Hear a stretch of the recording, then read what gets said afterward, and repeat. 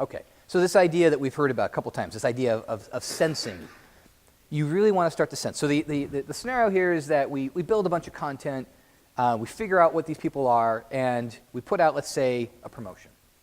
And we promote them to come to our website. They visit us. My clicker's not working.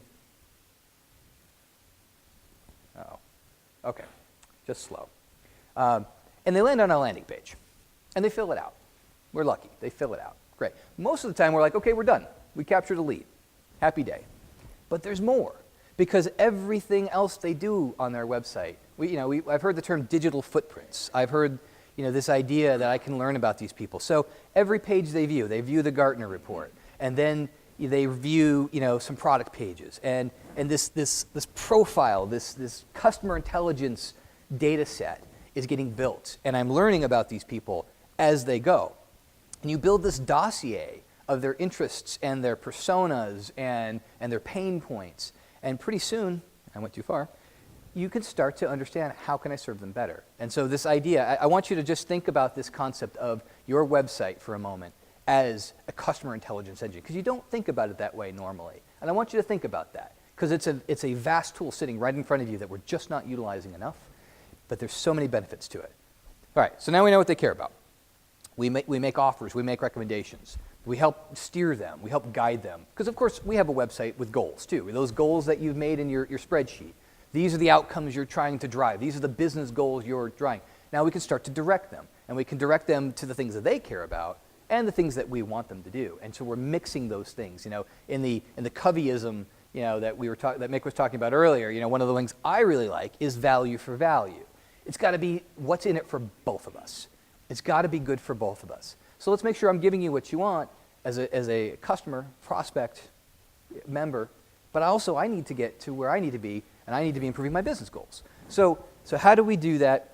We deliver what they want, we're guiding them, but at the same time as we're doing all this, we're also building expertise, because if we've done this customer-centric, content-centric method where we're building stuff they really care about, and I'm offering expertise, I'm offering white papers, how-tos, guidance, suggestions, recommendations, I'm also not just hammering them, would you like to buy a dishwasher, right? I'm sensing, I'm respecting them by saying, you already bought a dishwasher, how's it working out for you?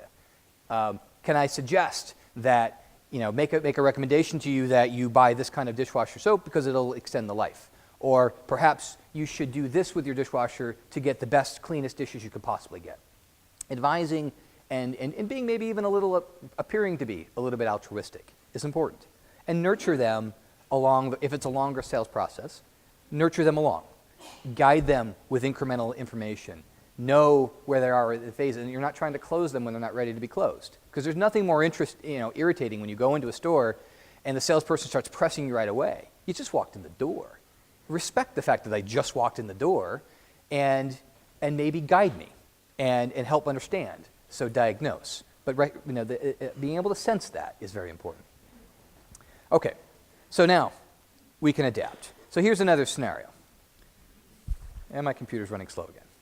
So someone visits my website, right? And I spend some time looking at them, watching them, understanding them, sensing them. And I learn that in this case, I've got a couple concerns, right? Based on my browsing patterns, any second now,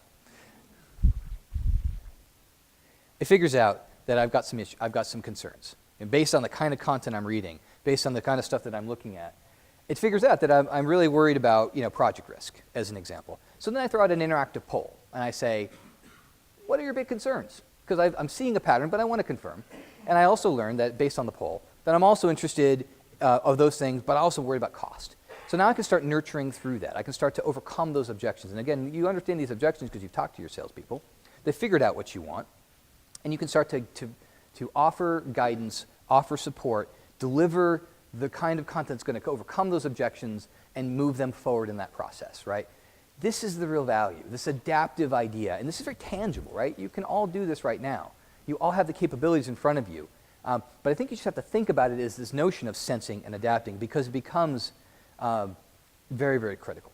Okay, so now you're tracking your prospects, and you're starting to understand where they are, and now you want to start to tie where they are or where they came from and how they got them. Because one of the biggest problems, particularly for us marketers out there, is proving the value, right? We spent a lot of money, and the adage about, I wish I knew what 50% was effective, well, I can start to know that. Because now I can actually figure out where they came from. I can track how they got to me. I can track their process and this whole experience that they've had, and I can match that to outcomes, right? I could tie these campaigns and where they came to me, and I can actually segment those and slot those in to say, these campaigns performed in this way. And I can get metrics, because this, as a marketer, that's so important. And I can say, even back to a dollar figure, you can tie this back to a CRM, and you can say that this campaign led to these sales. And I'm not talking just e-commerce sites now. I'm talking even big business-to-business selling and offline where they spend time researching online and then go into the brick and mortar. I can start to thread these together. I can say these campaigns led to this revenue. And as a marketer, that's huge. Because now I can start to get real marketing ROI about how my spend went and what the outcomes are. So we're marrying campaigns and goals to physical revenue, and that's really important. Now, email is important. It's the second most important channel. The way to think about email, and we just launched a new white paper on this, so that's another one to go take a look at, is that email becomes a triggering mechanism, particularly in driving people back to your website. So also think about email as a way to continue the conversation and adapt the conversation. And the email should be tied into the online experience. So marry the email to what they've been doing, what you've learned about them. So this experience they've had, the email should continue the conversation, but also trigger them and nurture them back to you. Again, using good content, using interesting information that's guiding them, that's relevant to them. You're in that relevancy spot that Mick talked about. Tie that conversation together, marry those together. Okay, and then you start to get these patterns where you see what's successful, right? Because you know what the outcomes are now. You've tracked the goals, you've mapped that back to campaigns, you're marrying that to a CRM, you're seeing all the things about what these people did, you're giving that to salespeople, and now you're letting the salespeople even have understanding about what their particular customers are doing. You understand how qualified they perhaps are, where they are in their readiness to engage. And now you start to get the very big picture of that customer experience that you as an organization can start to use. And you find the common patterns, and you start to use those patterns to guide the next set of customers. That's really what Amazon does. All that programming they did, all that development they did, at the end of the day is really about finding patterns to repeat patterns. What were success, what worked well, and mapping those outcomes that you wanted, and then trying to guide and nurture the next set of customers. Okay, so once you know what good looks like, and sometimes you don't know what good looks like because in the past you've had reports that just didn't tell you anything, right? Told you how many people saw a page, but that's not very helpful. What you really want to know is what are my outcomes, what experiences led to the right kinds of outcomes that I wanted, and even tie that to your other channels, like your offline channel, and start to bring that market together. Okay, so you see the cyclical nature of this. In the center of this is your customer, whoever that customer is. And you're starting to build this 360-degree view of that customer. And you're starting to iterate. So you create content, that content and experiences affect them, influence them. You measure that, and you iterate. And you begin to build this spiral process that helps you understand more and more and more about who these people are, that you can be more effective in nurturing, more effective in influencing. But at the end of the day, you can't persuade someone until you've perceived them, until you've understood them. Just like you wouldn't want your doctor to diagnose you to prescribe for you until you diagnosed you.